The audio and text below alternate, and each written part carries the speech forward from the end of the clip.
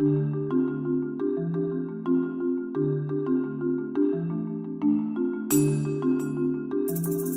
lost my home with the HARP thing in Illinois.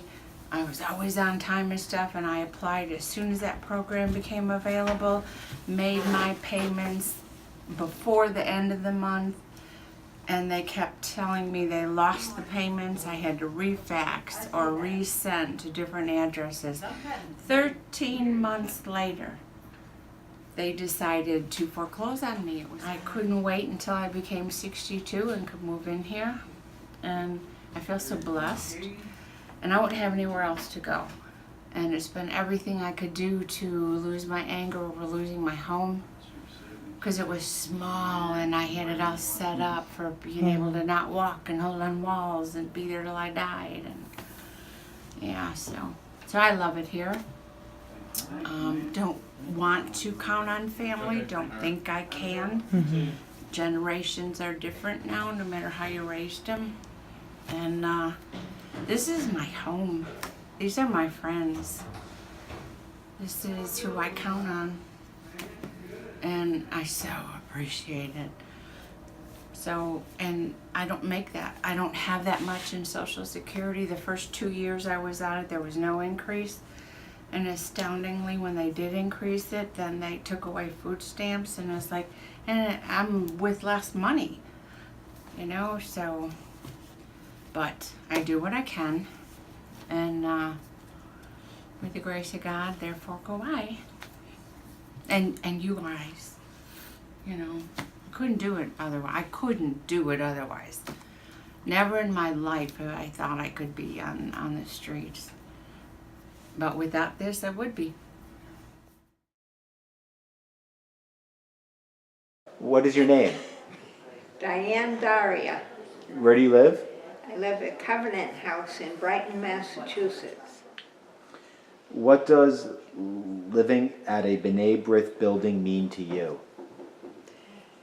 Well, before I moved in, I was living in a little house in the suburbs, a bungalow that my great-grandmother had built, and not having a car, it was hard to get around, and I had to go up on the roof to push snow off and stuff, and I don't have to do those things anymore.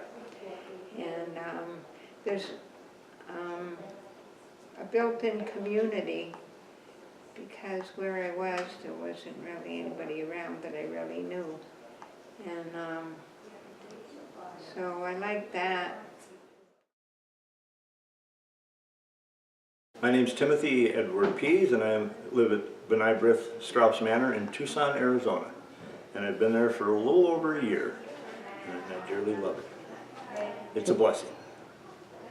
What does living at a B'nai B'rith building mean to you? It's been a lifesaver for me, because I was homeless before I moved in there. And I would have never known about it if it wasn't for another resident who came to the church that I stayed at. And when I was homeless. And the church members were wonderful too, because they let me stay there. But finding B'nai B'rith was the first step.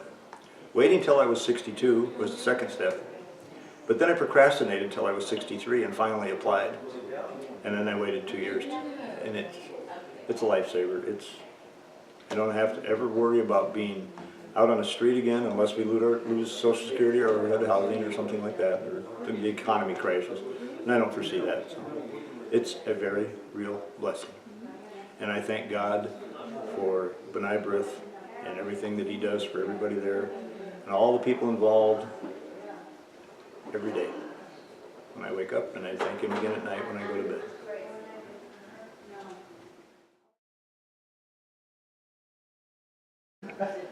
Okay. What is your name and where do you live? Helen Jordan, and I live at Pasadena Interfaith Manor in Pasadena, Texas. What does living at a B'nai B'rith building mean to you? Well, it's home. We're well provided for. We have security. Our management is always available. We lack for nothing, not for very long, maybe minutes, maybe an hour or so. home.